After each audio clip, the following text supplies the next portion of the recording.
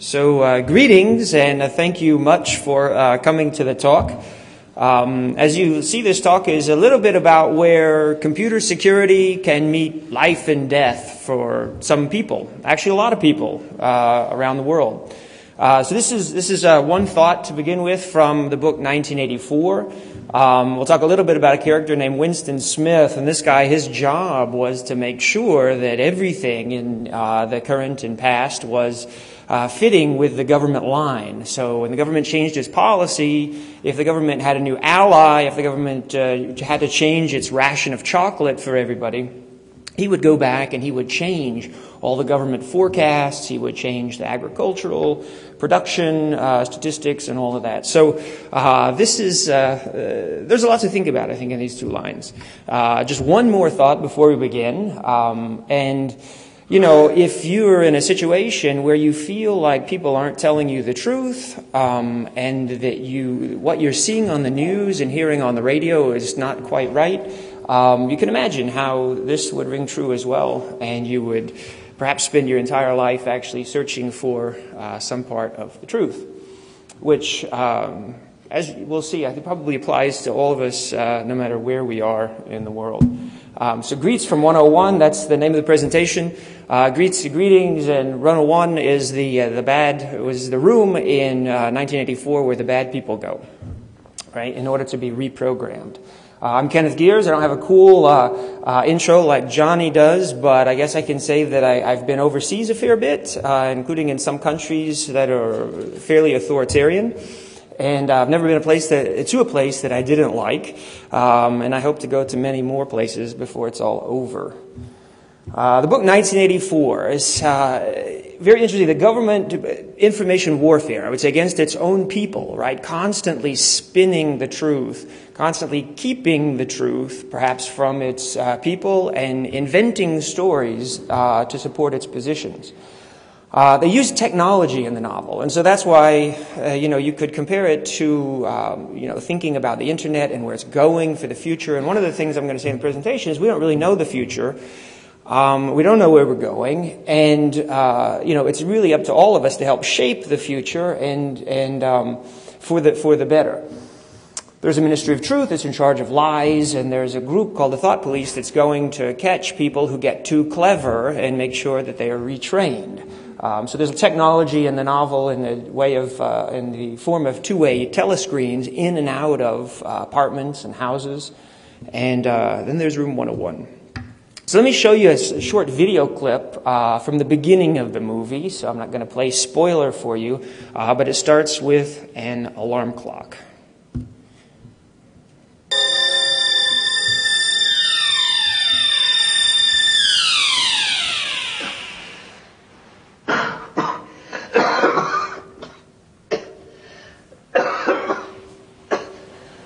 To 40 group, take your places, please.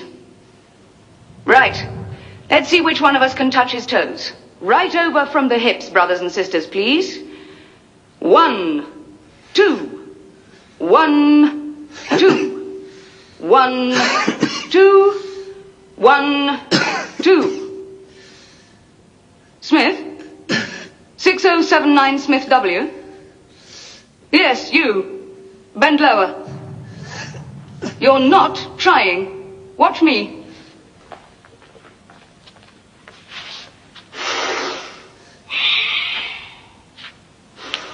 There, brother. That's what I want. Anyone under 45 is perfectly capable of touching his toes. I'm 39 and I've had 4 children. We don't all have the privilege of fighting in the front line. Remember our boys on the Malabar front. Just think what they have to put up with. So this is the victory sign, the sign that shows he's agrees with her and is ready to move on according to the party line. So now we're not in 1984, but we're in year 2007, and there's no question but that the internet is transforming all of our lives, and ever more so on a daily basis.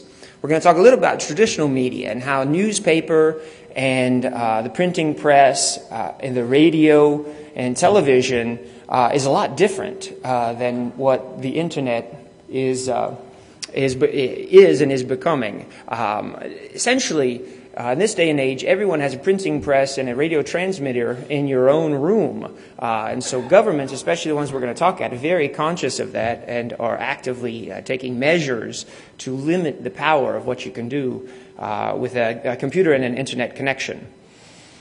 You know, we could talk a little bit about stuff that Richard Clarke talked about, the weaponization of the internet. In short, soldiers say, that their primary job is to kill people and break things.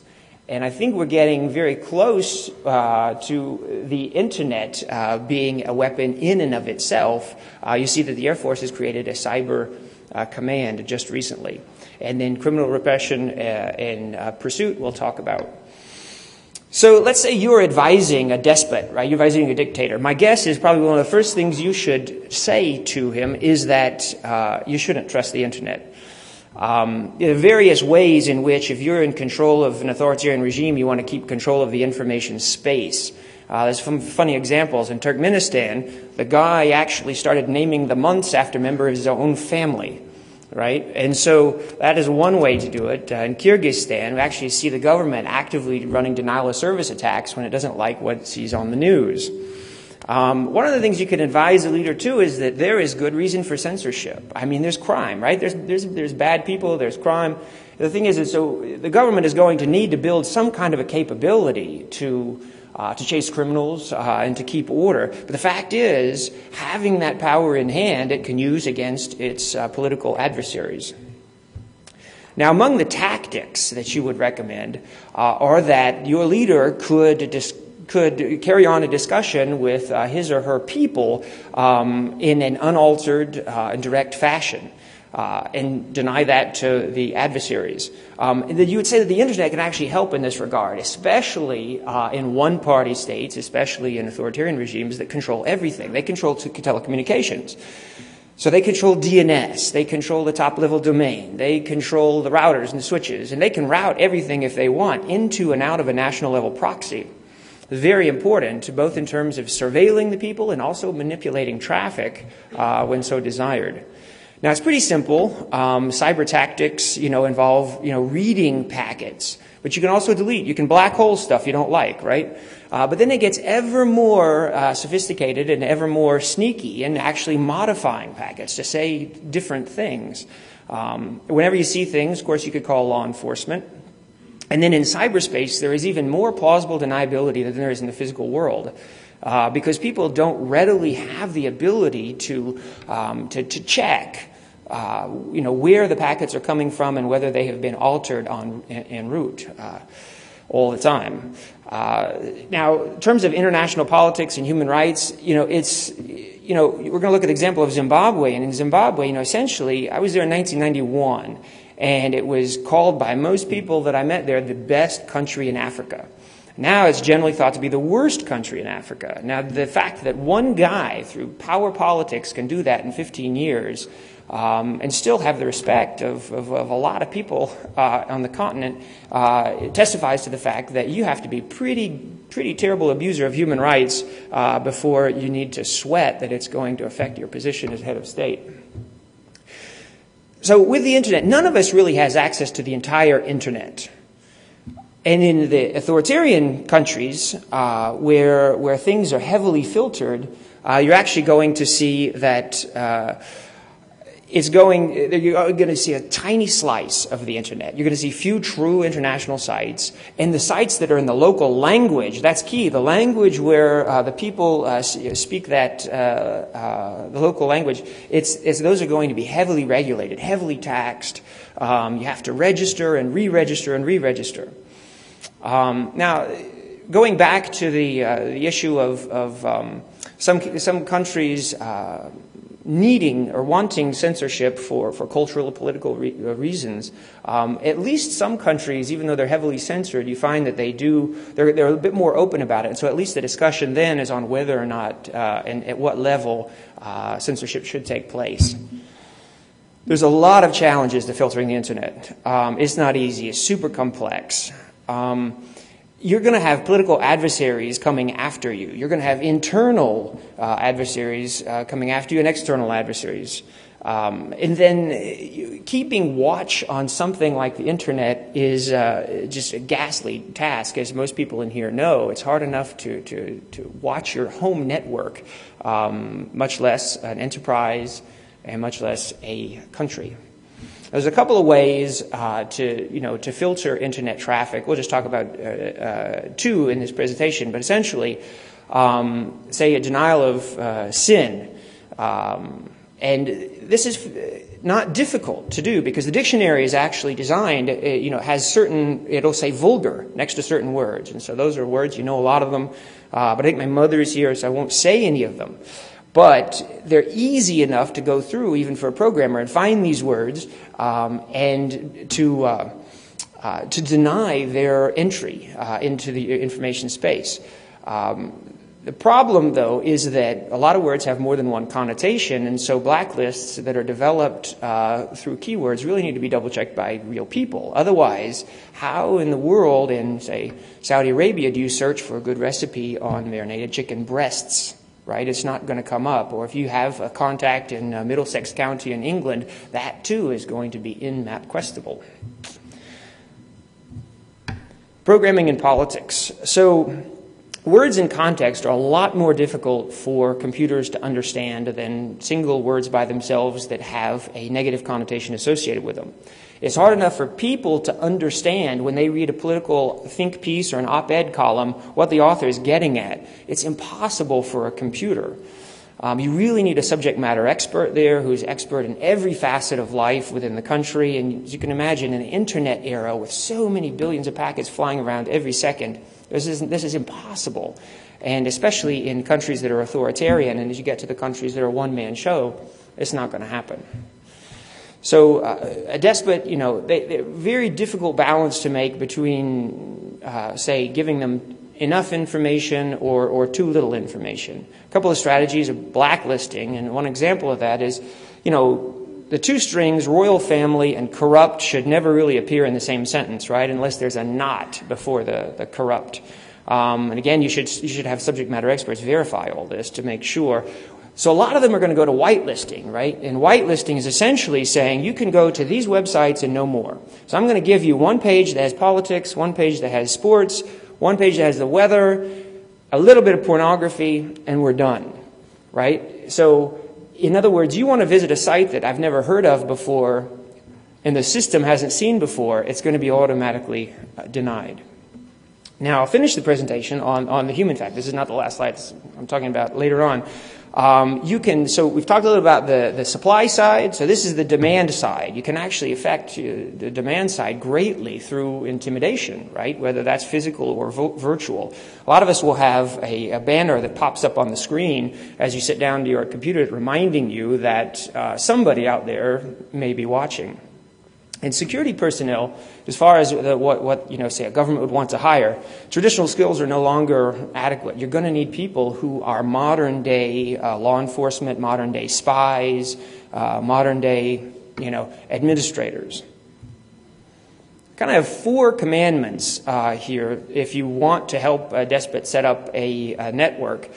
Make sure that all accounts are officially registered, right? And that means for a particular user. And they've got one username and password. And all of the activity from that account should be directly attributable back to the account. Users can't share or sell connections, and they can't encrypt their communications, right? So you can be sure who's sitting behind the terminal at any given time, and then you have visibility on the traffic so that it's not garbled. Now, where do you get this stuff? Really, nation states have the same challenge that we do in trying to secure our home networks. Do you just rely on the little icon in the system tray, and if you see that, you feel like you're secure? Or do you actually need to download Snort and understand how to write a rule in Snort and be able to bring up Snort output and analyze the traffic? So it's really the same issue for governments that they struggle with, whether or not they can rely on a company and the company's download of updates over time, or do they need to build their own cadre of experts? By way of example, Burma, Belarus, Zimbabwe, and Cuba have all bought systems from China. There is a corporate connection to talk about, and it's often the target of the privacy advocates' wrath. However, the industry has a great comeback. They say, wait, our product is politically neutral. You can do whatever you want with it. Chains, whips, anything that can be manufactured. Essentially, it can be used for something good, something bad, or anywhere in between. Now, for these companies, customization is very important because you're dealing with foreign countries, foreign cultures, foreign languages, different mindsets, and so they have to have an ability to deal with foreigners. Default categories tend to be out of the box, say pornography and gambling. It'll be loaded with words to find this type of traffic and to deny it. Here's one example of a free tool from Scandinavia that you can download and use, and it's according to its website, it's built for a grade school, a grammar school, and so it goes from unobstructive to draconian. But again, from all the way from IP down to algorithm matching for anything you like, down to whitelist and stealth mode. So stealth mode, you allow somebody access to a forbidden site, but then you alert, the administrators / law enforcement. So final slide in this section is, that governments have a wide array of tools at their disposal to track you, to deny traffic to you, and to manipulate traffic that's coming to you. So you can blacklist IPs. And then in government, if you own the top-level domain, you own the DNS, essentially you own the dictionary for the country. So one colorful episode in 1984 is whether the government can successfully tell its people that 2 + 2 = 5, such that they'll believe them. So, but if you own the dictionary, of course, one analogy would be, say they want to visit, AmnestyInternational.org. You can essentially modify the mirror, bring it into your intranet space, change the content, and allow the person to visit that site. So that's one thing that is available to you when you own the whole space. So the last thing is just, would also be a website that is created only as bait to attract, in some cases criminals, in some cases political adversaries. So the next section of the presentation is really the snapshots of the governments that are out there that we can look at. So I kind of came up with a top 10 list, and we'll go down from 10 all the way down to 1. But these are some of the groups whose information I looked at, and some of it's just a knowledge of certain limited knowledge of foreign affairs and international relations and current events, subjective analysis. But I also relied on groups like this.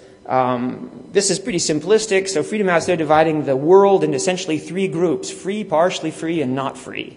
And I won't mention which is which, but all of the countries that we're going to look at in this presentation fall within one of those colors.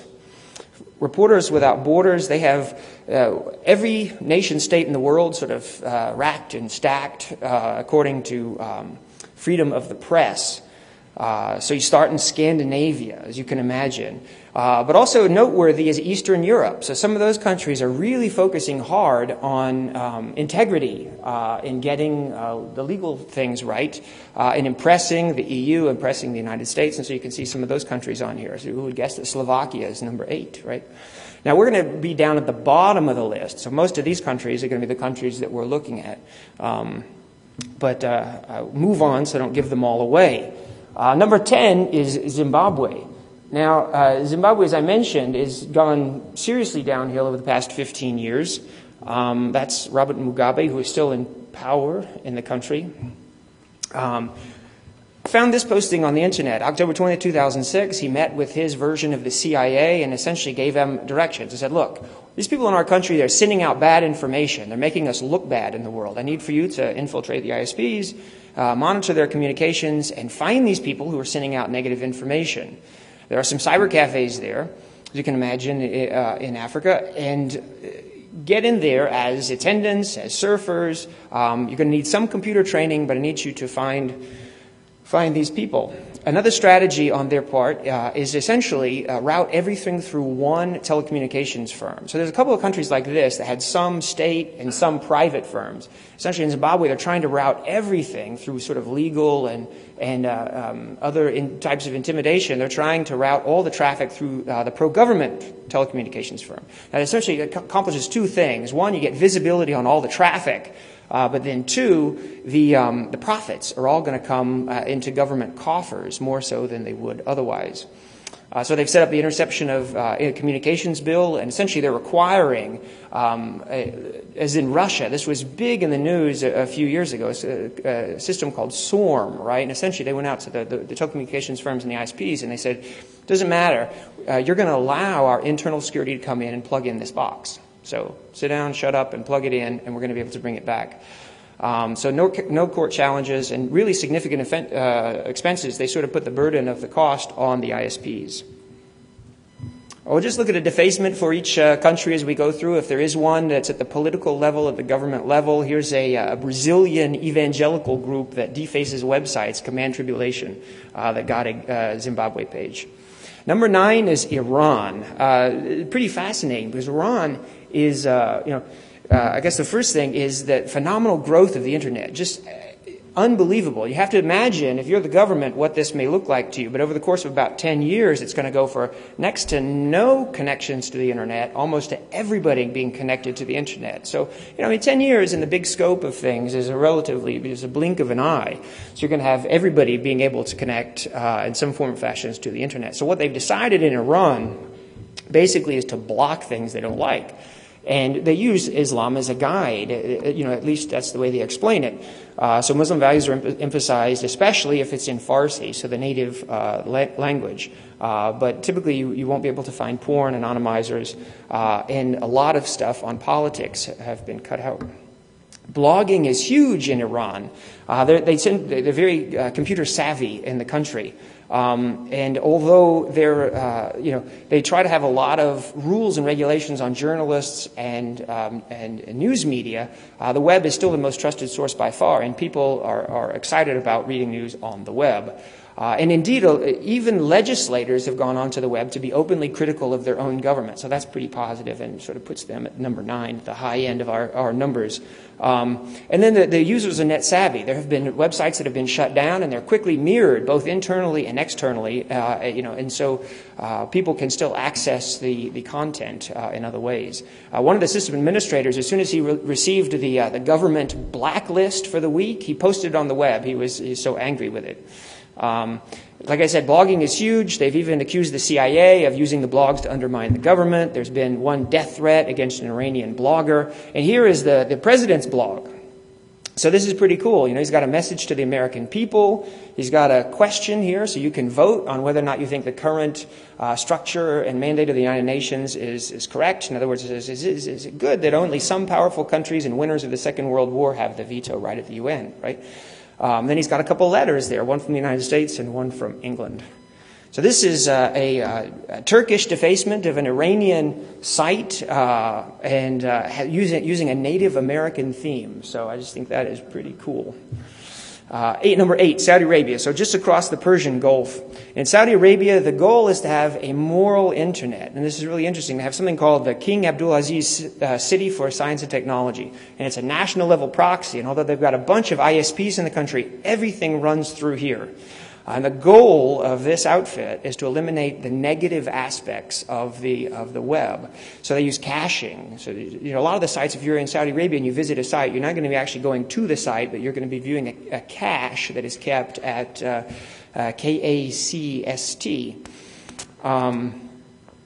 Now, you're going to get pop-ups if you go to a site that is in the area of triage. And so they say they have the caching, the blacklisting for certain sites. And then if you're trying to go to a site that nobody's ever been to before, there's some triage there in which an automated or artificial intelligence program will try and make some determination.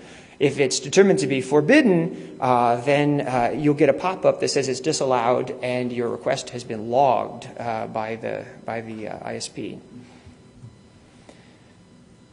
The censor mix in Saudi Arabia, they say it's mainly all about morality and not about politics. But a couple of things that have been noticed are, and this is sort of reminiscent of the 1984 novel, unofficial histories are not allowed in the country.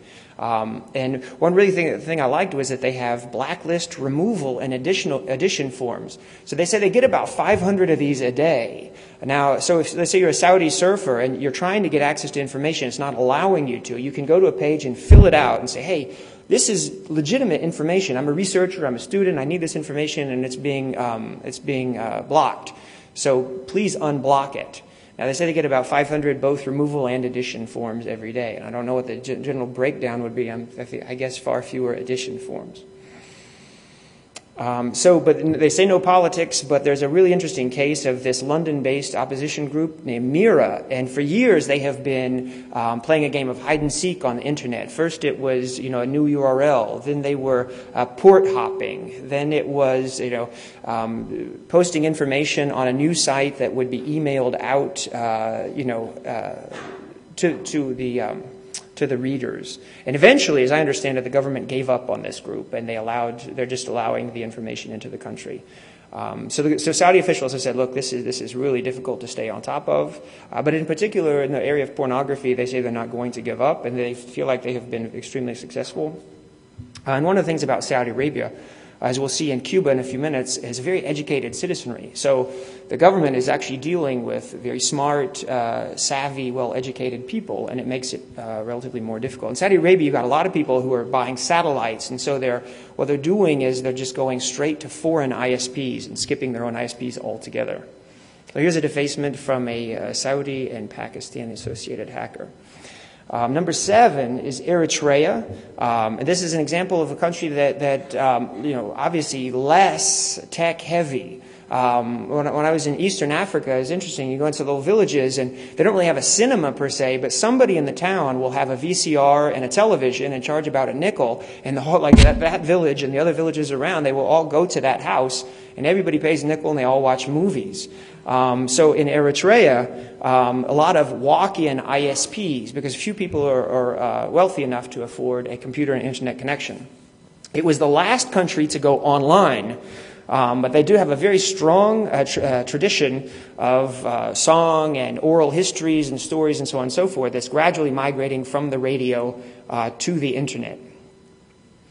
Let's see, in the year 2000, when they finally connected to the net, 4 ISPs for the whole country, they shared 500 kilobits per second. So you can imagine how long it would take to download one web page.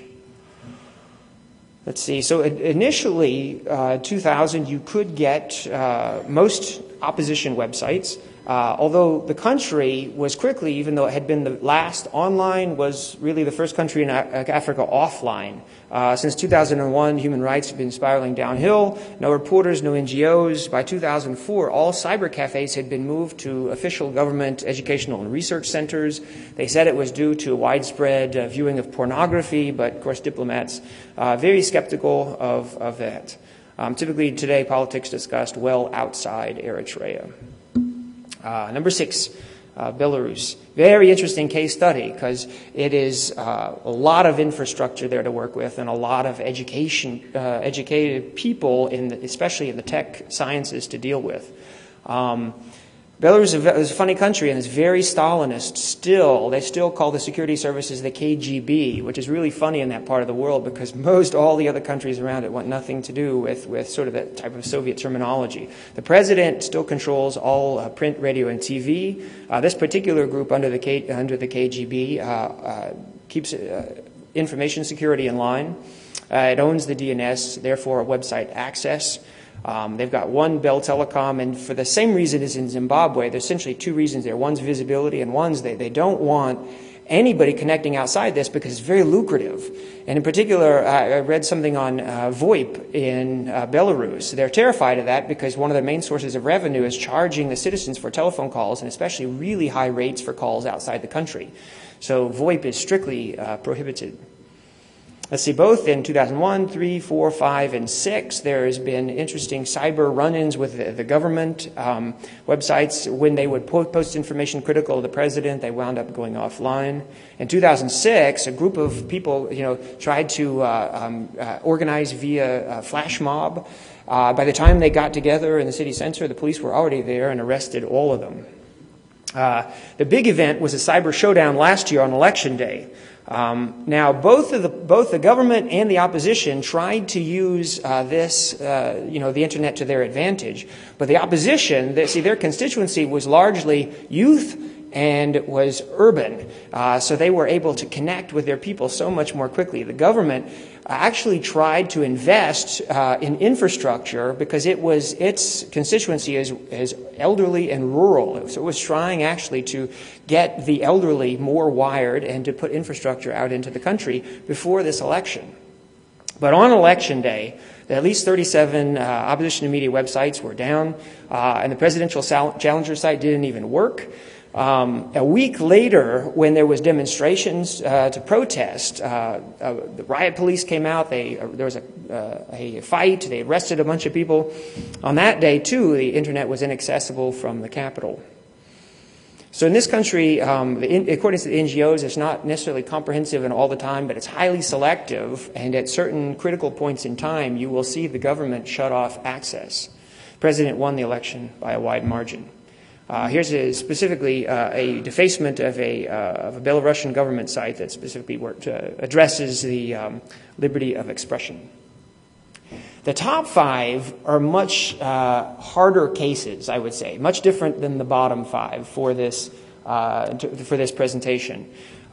In Burma, it is illegal, for instance, to have incorrect ideas. That's the type of laws you're dealing with there. The net penetration is minuscule in the country. You have Myanmar internet, and you can have a state email account and no other. You can't discuss politics. You can't connect to webmail. No anonymity, no pornography. Cyber cafes, the ones that exist, when you show up, you have to give your name and address, your identity card, a number, and then you're told that they're going to take frequent screenshots of your activity and pass those on to law enforcement. You can go to prison in this country for having unregistered computers, shared accounts, and saying things against the government. Very little room for resistance in this country. There's a lot of activism abroad, including some random, international organization and multinational companies that have done a little bit. But again, that's going to provide almost zero pressure against a nation state. As far as retaining power. There's a real interesting case in which the company that sold the monitoring software to Burma did not want to be associated with this sale at all and denied it until an NGO found a picture on the web, actually, of the company sales director and the prime minister shaking hands and closing the deal. This will start a series of a couple of Turkish defacements that are pretty cool. But if you ever go on Zone H and want to see some cool political defacements, my own experience has been the Turkish hackers are really good, and tend to be really fun to look at their work. Cuba is extremely tight. Highly educated, good medical system and all that. But less than 2% of the people are online. The basic philosophy in Cuba is that the government should own everything, and that people should not own their own computers. They do have some Correos de Cuba, or internet cafes. But again, in a country, especially as politically repressed, you're not liable to go anyway. But if you did have any money to spend on it, if about the average wage in the country, you're going to spend about half of it for an hour. The internet should not violate moral principles, and things like illegal connections or posting counter-revolutionary information can land you in jail for a long, long time. One of the NGOs that visited Cuba, this worker, she sat down on her computer, she got a connection to the internet, and she typed a test email with a bunch of Cuban dissident names in the body of the email and tried to send it. She got a pop-up on her screen that said, "This program will close down for state security reasons." And then, according to her computer crashed. There is a healthy cyber black market in Cuba, and it revolves around these connection codes to the internet. If you're a student or you work in a company that is allowed to access the internet, you actually get a code that you can connect with. These are bought and sold. And hardware is also sold because you're not supposed to have it, but prices are extremely expensive. So there is actually a video evidently posted on the web of officials announcing punishment to students for having illegally sold their connection codes, and thus they were expelled from school. Let's see. In a lot of these countries, you'll find that either through multinational corporations or consulates, if you've ever been overseas, you know that consulates, they try to provide services to people, especially people like you. So if you're, I remember I went to Warsaw a few years ago, and the French consulate, one of the things it was advertising is internet access. Now, you don't need it in Poland, this type of thing anymore. But again, it was available for people perhaps who, to save them money. So they had a French library and then a whole row of computers just with connections to the internet to come in and do research. That kind of thing, in particular in Cuba, and in one of the countries we're going to look at in a second, people had come in to visit friends or workmates, but they try to set up the laws in these countries so that you can't connect to the internet through them. And of course, police, if they suspect this sort of thing, it's very dangerous, both for the borrower and the borrowee of the internet connection. Here's a Turkish defacement of a Cuban site. It actually says "No war, forever world peace" and something, but that's pretty cool. So number 3 is China.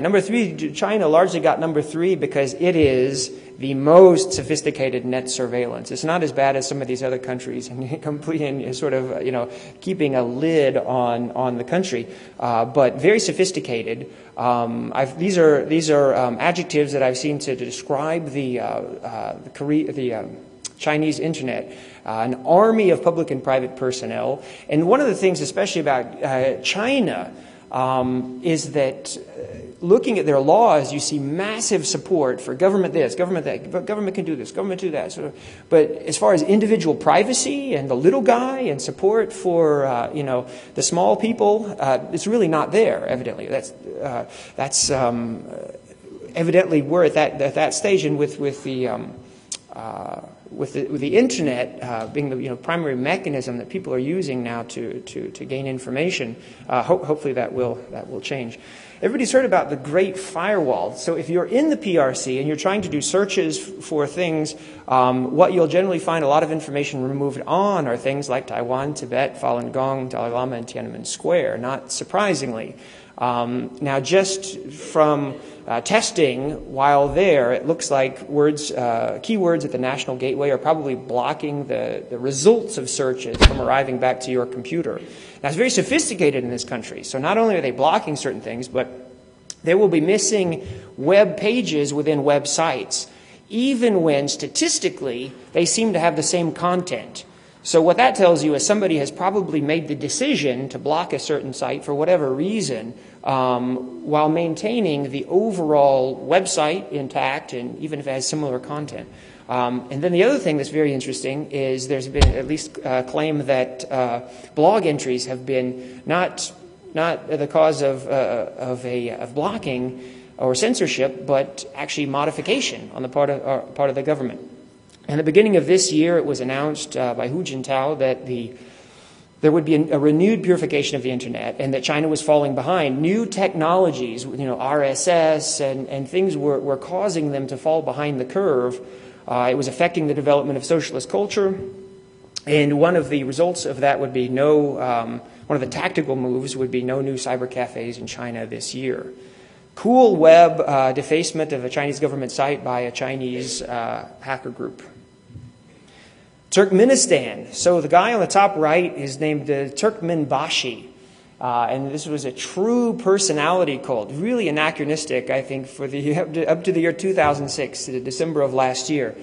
This guy literally had all of the media within his country, newspaper and television and radio, pretty much all day long, sang hymns, recited his poems. And this guy, he said, he wrote a book called the Rumana, and he said if you read it every day, you were guaranteed access to heaven.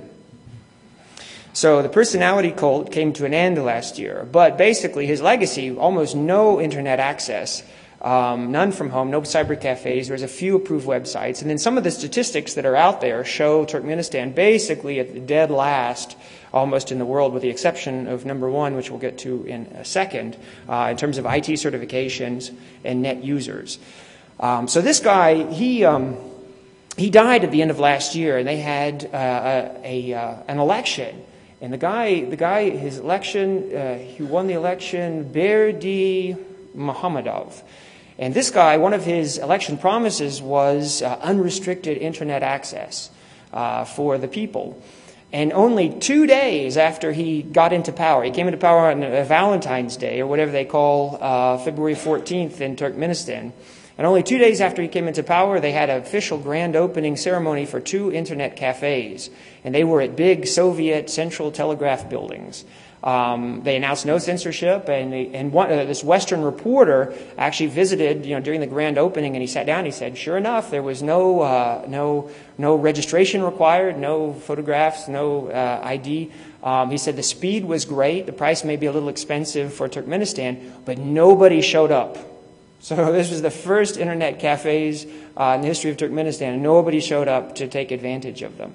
But he did say on the bright side, as he toured the country, he said he saw computers. No internet connections, no modems, that kind of thing, but these guys appear to be big gamers. And so he said perhaps it's just a matter of if things change, which is not clear at all that things are changing there yet. It's just maybe a matter of giving them some internet connections and some cables. So here is a final web defacement for Turkmenistan. So does anybody want to guess what number 1 is on the list? North Korea. We're already down to number 1. Does anybody recognize the little guy on the top left? That's baby Kim Jong-il. And does anybody see North Korea in the satellite map at night? It lies between South Korea and China. And that really one bright spot there is the capital, Pyongyang. Right? So North Korea comes in at number 1, not surprisingly. It is the world's most isolated country. And so, if you're in the world's most isolated country, where, for instance, the biography of Kim Il-sung, Kim Jong-il's father, basically says that, when he went out and he played his first round of golf ever, and he hit something like 16 holes in one, right? In a country with stuff like that going on, you can imagine the threat of the internet would just be far too much to imagine. So there's only state media. And one of the things about the state media, it does remind you a little bit about 1984, because all houses, all domiciles in North Korea are wired with a radio in which they receive daily feeds from the government. Computers absolutely unavailable. Still, it's said that Kim Jong-il is fascinated with the IT revolution. He gave a visiting Madeleine Albright his email address when she came for a visit in the year 2000. But still, even today, almost certainly only the top leaders in the country are going to have any kind of free internet access. The chief of military intelligence for South Korea, he gave a talk on North Korea, and he said that some of the top grads from the Kim Il-sung Military Academy go into an elite state-sponsored hacker unit. Here's the building through which all traffic in and out of North Korea goes through. So the Korean Computer Center. And some North Korean enterprises, evidently, who need some research and development information, will get information through this enterprise. There's one school in North Korea where you can learn about computers and programming. They take 100 male students a year.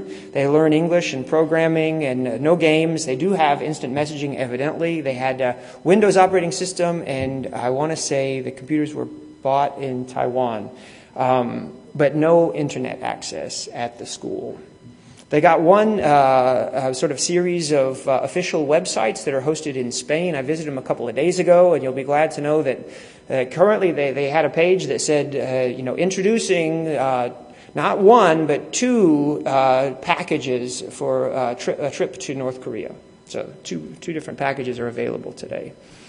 So that kind of comes to a conclusion, the snapshots of the 10 countries we're going to look at. And I'd just like to talk for a few minutes about the future.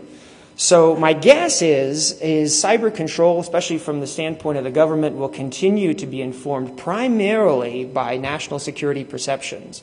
And second, market forces. As we saw in Belarus and Zimbabwe, those two things are kind of closely associated with each other, because you need money to pay your troops, and you need troops to wring the money out of your people. Right? And to a certain extent, you might see Big Brother helping Little Brother in terms of quid pro quo relationships, or, I'll vote for your ice skaters at the next Olympics if you vote for my salsa dancers. Did you know that takes place, right? Some of these countries get together and they vote for each other's Olympians. Some objectives from the government side. I think it's realistic to imagine that ordinary users can be blocked from doing blatantly bad things that the government could identify and could stop. The problem is when you have sophisticated users who are willing to take a personal risk. Now, it does come at great personal risk, but when they're clever and they are sophisticated and educated, I think it's relatively unrealistic for governments to think that if you allow any kind of a widespread internet access into your country, that you're going to stay on top of it all. And this is part of the reason for that. Analysts truly are overwhelmed. If any of you play kind of computer network defense roles, you know that actually collecting traffic, databasing it, sorting it, analyzing it, and getting anybody to care about your report is just a staggering task. Website content far too dynamic, and then software and hardware are evolving by the day. How can you possibly keep on top of all this when, somebody in this day and age can essentially, learn Perl or Ruby or whatever it is and create a program that's going to go around your system? Now, some of it is also economics. As a leader of a state, you're sort of constrained. I mean, you can absolutely ruin your country, which kind of is what is going on in Zimbabwe today. But essentially, you have some choices to make. Do you want to let things move forward, or do you want to stay in power at all costs? We all know that monopoly essentially is going to ruin over time, efficiency, progress, vitality, perestroika, the changes that are ongoing in China. All of that, is a testament to the fact that you need some level of competition, some level of objectivity. You need for people to be able to be creative and imaginative when they want to open a business or even just to do research and write a paper. And the internet thrives on this, right? So it was built just for the exchange of information quickly. That's why it was built. And so if one node is cut off, the other nodes can communicate with each other, right? Cyberspace, the same thing. If you sort of choke off the life of cyberspace through censorship, you're going to affect the economy in negative ways. The future is ever going to be more wired. An interesting article, if you want to check it out, is Francis Fukuyama about 15 years ago. He wrote an article essentially saying that all of this has already been decided. We know that open information exchange and some level of market activity and representative democracy, all of this is relatively good. It's not perfect, but we know it's pretty good. And slowly but surely over time, since I think 1812, the first big victory of Napoleon, he says that's when history ended. And we're all headed, slowly but surely through sort of fits and starts toward those are some level of freedom of economy and freedom of government. The future of cyber resistance. So I think privacy advocates should be somewhat optimistic. I think the internet, basically more than any technology in history, has done more for human rights and more for the spread of knowledge and understanding. Traditional media are so much easier to control. In the old days, when you had a coup d'etat in sort of third world country, the first thing that happened in the morning, at 5 in the morning, you'd send your troops out, right, if you're a coup d'etat leader, and you would take control of the radio transmitter and the printing press, right? The first thing you wanted for people to see in the morning was the face of the new leader on television. Even if they'd been seeing this other guy for the last 30 years, you wanted them to turn on their TV in the morning and see the new guy. And you wanted them to turn on the radio and hear the new guy's voice, right? In the newspaper, that can wait until the afternoon because that only comes out once a day, and that's pretty slow. But like I said, in this day and age, that doesn't really apply anymore because everybody, if you have an internet connection, essentially you've got a radio transmitter and a printing press in your own room, in your own house, right? So it's much more difficult for governments over the long term to maintain control of this. And it's true for both ordinary people and people who do this for a living. Really common tools, like I said, in Saudi Arabia, people are just saying, screw this, I'm going to connect directly to a foreign ISP, right? I'm going to buy a satellite. Now the whole country's dotted with satellite dishes. And they're just going to connect to some other ISP. They don't want to go through their filter. There's all kinds of means for, email to be anonymous. There's possibility for encryption and proxy traffic, covert channels. I mean, if you get creative, and the more difficult your situation is, you may have to dig deeper into these various tools, but you can say, look, I'm going to come visit you. I'm going to leave the country when I visit CNN on a Tuesday. You can visit CNN every other day but Tuesday, but the day you visit CNN, how are you going to catch that, right? If you're in charge of keeping, watch on your country, right, and following some individual. So covert channels like that are entirely possible. They're entirely impossible to catch if they're done well. But the last thing is creativity. Essentially, you want to keep evolving, right? And you want for the little guy to have some innovation all the time, over time, because the governments, when they find out what you're doing, of course, they're going to be able to catch it. And if you write a tool that secrets information out of a country, about your bad president or something, and if the government finds out exactly what you're doing, they're going to block it, right? So over time, you're going to have to evolve and change your tactics and be creative and imaginative. And so that's the last thing I'll leave you with there. In the news, there's one thing, the Siphon, that has been from the University of Toronto. It's designed specifically for regimes like what we've talked in this briefing. So, you could go home tonight and download it on your computer, install it, and basically offer connection information to your computer for somebody in one of these countries, right? To connect an encrypted communication through your computer and out to the World Wide Web. It's supposed to work pretty well, and of course the website says it works so well that security really is up to the personal trust between the two parties, and that a monitoring government would have to break that social connection. And of course it couldn't be entirely true, because if the government is obviously going to be looking for traces of this, but obviously they're designing it so that those characteristics are hard to look for in traffic. There's no magic bullet, like we said. We don't know the future. Cyberspace is essentially anarchic. I think that's a good thing. There's no perfect defense for governments or people, but also there's no perfect attack. So even if you develop a cool attack, be sure that you can evolve it over time. Advice, is probably increase vigilance during key times like elections, and that's no more clear than in Belarus, right? Whenever you see presidential referendums and elections and there's always crazy things going on the network there. And if you're personally targeted in one of these countries, I would say that really I would look up on the internet if you had never seen this thing called the Moscow Rules. The Moscow Rules are way back in the Cold War. They said all of the CIA case officers, when they finish school, you're supposed to know these by heart, right? They're just general rules to live by. But if you're personally targeted, if you figure the government is onto you, you had better not do anything too suspicious. Truth in cyberspace requires a lot, and all of these things are normally only available to governments. I mean, really, you need serious experts in cyber. And if you're determined some kind of a proof that would stand up in court, especially, you need a map of the infrastructure, you need a baseline for the traffic, you need to send traffic along different routes from different places, you need to have all of this cataloged and analyzed, in sort of an evidentiary proof standard, which is, it's not going to be available to the small guys.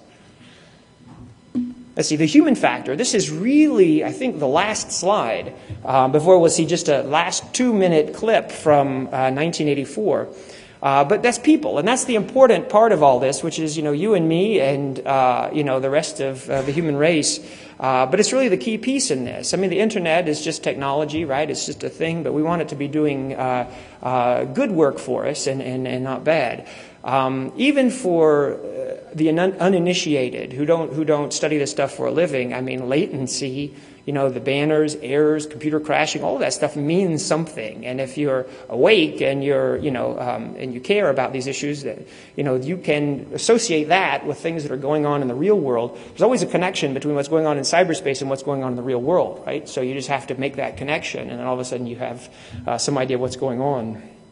I would investigate problems quickly. And then one of the really key issues to understand is whether the censorship is general in nature or if it's personally targeting you.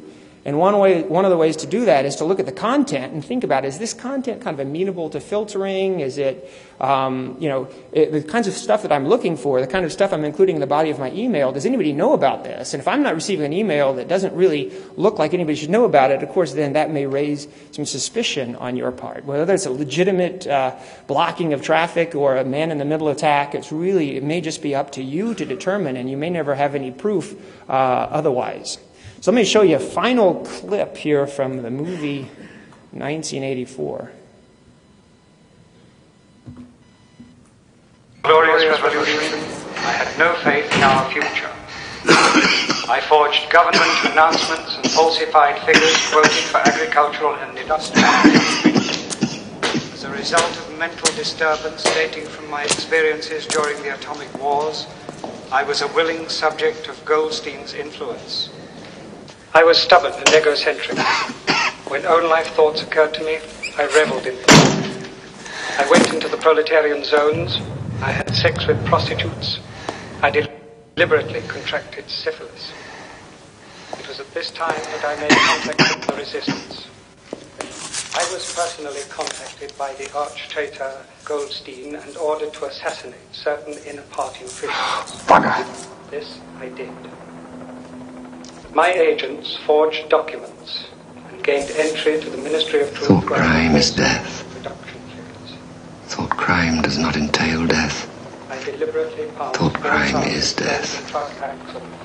With the result, I have committed, even before setting pen to paper, the essential crime that contains all others in I also itself. spent many hours of my free time encouraging my agents to deface party posters and hoarding announcements. I read and memorized Goldstein's book. For 30 years, I have plotted to bring down the party. I was sick in mind and body.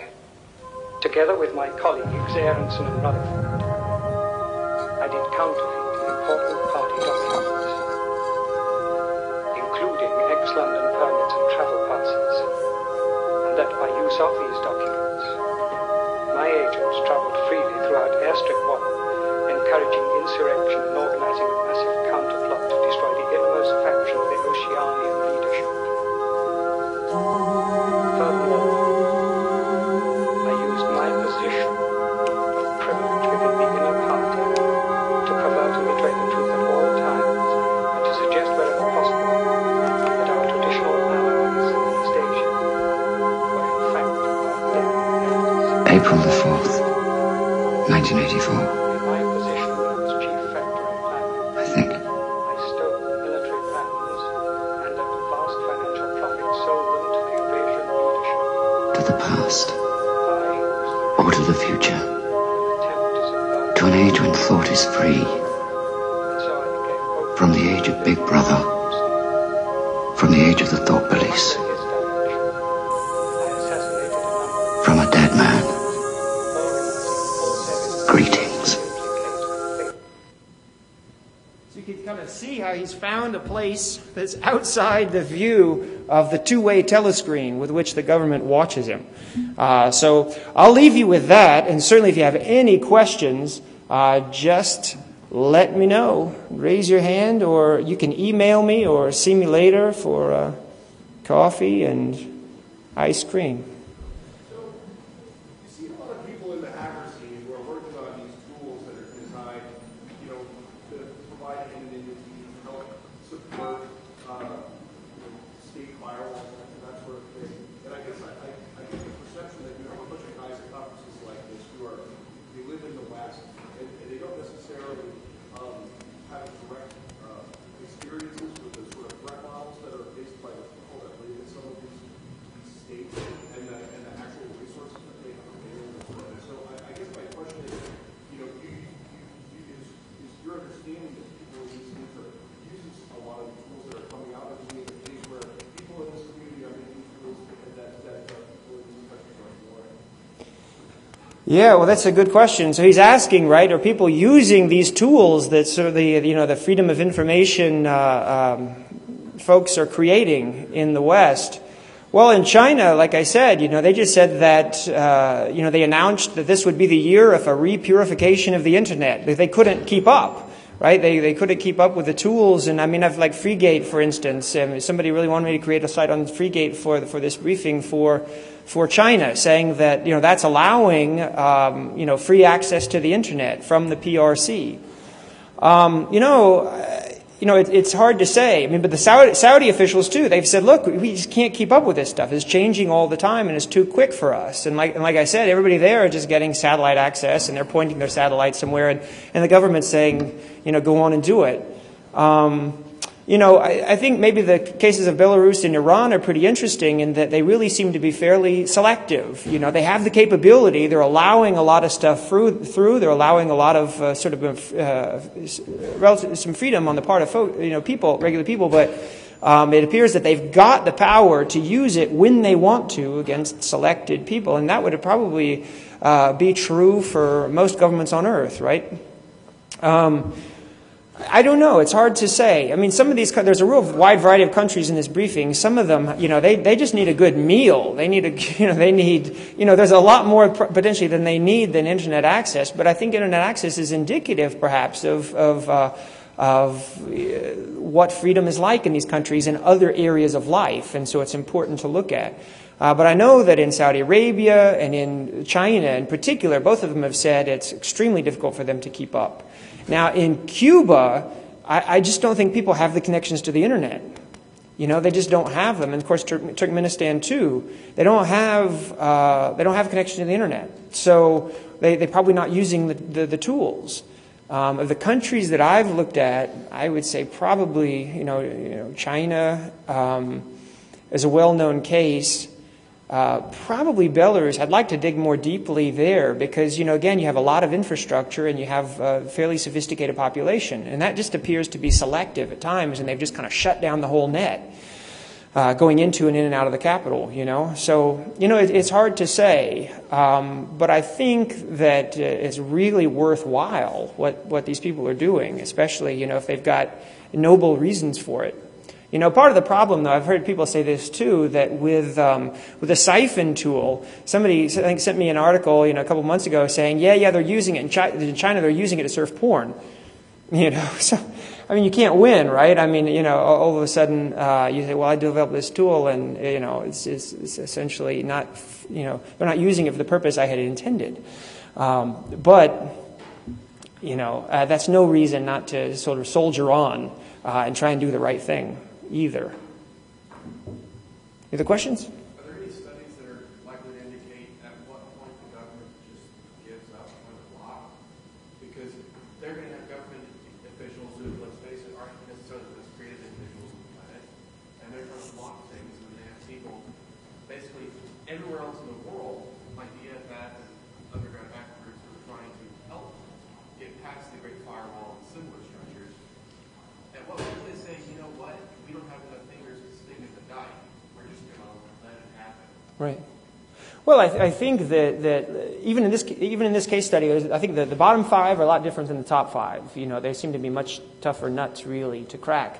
I think that the case of the Mira group in Saudi Arabia, at least from what I know, eventually they just gave up. And because this group, I mean, they just kept at it. Like they would change their ports, they would change the URLs, and they tried everything. And the government was like, screw it, we're going to let this stuff in.